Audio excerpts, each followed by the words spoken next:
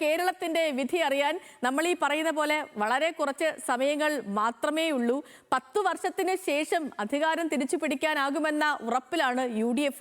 ഭരണവിരുദ്ധ വികാരമില്ല എന്ന് വിലയിരുത്തി ചെറിയ മാർജിനിലെങ്കിലും ജയിച്ചു കയറാൻ കഴിയുമെന്ന് ഇടത് ക്യാമ്പ് ഇപ്പോഴും കണക്ക് കൂട്ടുന്നുണ്ട്. ഇത്തവണ പൂട്ടിപ്പോയ അക്കൗണ്ടുകളൊക്കെ വീണ്ടും തുറക്കുമെന്ന് NDAയും പ്രതീക്ഷിക്കുന്നു. ആദ്യം നമുക്ക് തിരുവനന്തപുരത്ത് നിന്ന് VS അനുവിനോട് തന്നെ ചോദിക്കാം, എന്താണ് ഒരു പൊതു സാഹചര്യമെന്ന്. VS അനു നമുക്കിപ്പോൾ തത്സമയമുണ്ട്. Anu, good morning.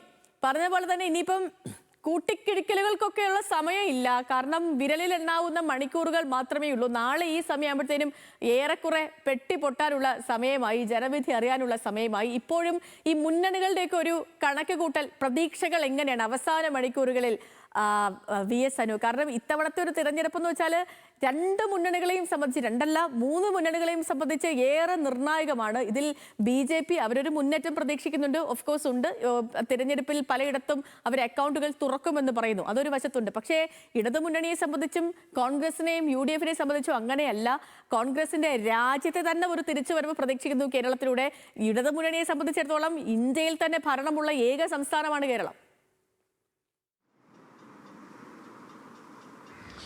Good morning Sethu. ഏതായിരുന്നാലും ഇനി അതിനിർണായകമായ ജനവിധി അറിയാൻ 25 മണിക്കൂറാണ് ഇനി ഉള്ളത്. 25 മണിക്കൂർ. നാളെ 8 മണിയാകുമ്പോൾ ആദ്യ ഫലസൂചനകൾ അറിഞ്ഞു തുടങ്ങും. പോസ്റ്റൽ ബാലറ്റ് ഉൾപ്പെടെ എണ്ണി തുടങ്ങിക്കൊണ്ട് ഏതായിരുന്നാലും അതീവ ജാഗ്രതയോടുകൂടി തന്നെയാണ് എല്ലാ മുന്നണികളും നാളത്തേക്ക് കാത്തിരിക്കുന്നത്. കാരണം സേതു പറഞ്ഞതുപോലെ തന്നെ കോൺഗ്രസിനെ സംബന്ധിച്ച് 10 വർഷം അധികാരത്തിലില്ലാതിരുന്ന് അവർ വീണ്ടും അധികാരത്തിലേക്ക് വരും എന്നുള്ള ആത്മവിശ്വാസം അവർക്ക് കൂടുതലാണ്. കാരണം അതിനവർ പറയുന്ന പല കാരണങ്ങളുണ്ട്. പ്രത്യേകിച്ച് കഴിഞ്ഞ 10 കൊല്ലമായി ഇടത് ഭരണം അല്ലെങ്കിൽ പിണറായി ഭരണം ഉണ്ടാക്കിയ ജനവിരുദ്ധ അല്ലെങ്കിൽ അങ്ങനെ ഒരു വികാരം ജനങ്ങൾക്കിടയിൽ ഉണ്ട് എന്നവർ വിശ്വസിക്കുന്നു.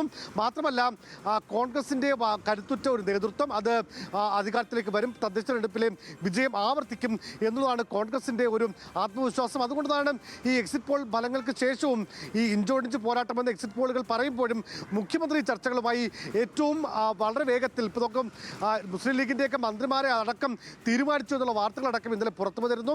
മുഖ്യമന്ത്രി ആരാണെന്ന് അടക്കമുള്ള ചർച്ചകളാണ് ഇപ്പോൾ UDFൽ കോൺഗ്രസിൽ സജീവമായിരിക്കുന്നത്.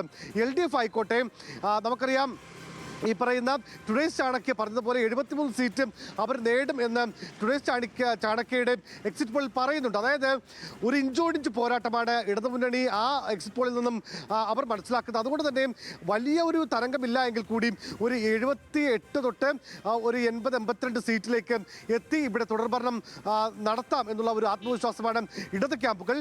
BJP ആയിക്കോട്ടെ, ചരിത്രത്തിൽ ആദ്യമായി BJPക്ക് ഇപ്പോൾ ഈ പറയുന്ന ആക്സിസ് ഇന്ത്യ പറയുന്നത് അല്ലെങ്കിൽ 4 സീറ്റ് വരെ പറയുന്നുണ്ടെങ്കിൽ ടുഡേസ് ചാണക്യ 7 തൊട്ട് 11 വരെ സീറ്റുകൾ പറയുന്നു. എല്ലാ എക്സിറ്റ് പോളുകളും 3 സീറ്റെങ്കിലും BJP നേടുമെന്നും പറയുന്നുണ്ട്. അതായത് BJP നിയമത്തെ അക്കൗണ്ട് മാത്രമല്ല മറ്റു പലയിടങ്ങളിലും അക്കൗണ്ട് തുറക്കുമെന്നുള്ളതാണ് BJP നേതാക്കളും നമ്മളോട് പറയുന്നത്. പക്ഷേ അത് എത്രമാത്രം സാധ്യതയുണ്ട് എന്നുള്ളത് അടക്കമുള്ള കാര്യങ്ങൾ നമുക്ക് നാളെ വേണം അറിയാൻ. ഏതായാലും വളരെ കൃത്യമായി വളരെ ആധികാരികമായി കൃത്യമായ വാർത്തകൾ നൽകാൻ ന്യൂസ് മലയാളം ടീം സജ്ജമാണ്.